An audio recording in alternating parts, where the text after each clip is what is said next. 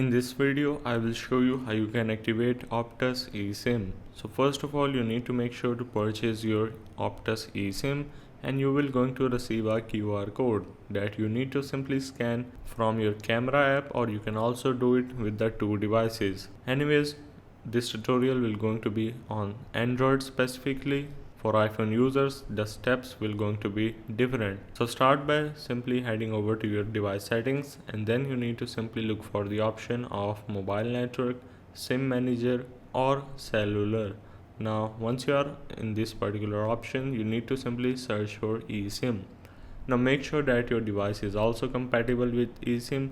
You can check it out on Google or any other eSIM compatible device checker.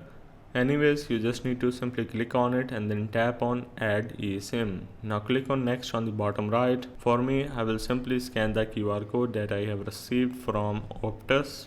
And after scanning the QR code, you need to simply click on the download on the bottom of your screen, and this is going to take few minutes, so make sure to do not close it, otherwise you need to redo all the steps. Now once you have activated your eSIM, you need to also make sure to enable it from your mobile network. So simply click on the three dots and then tap on this enable, and you have successfully activated Optus eSIM on your Android.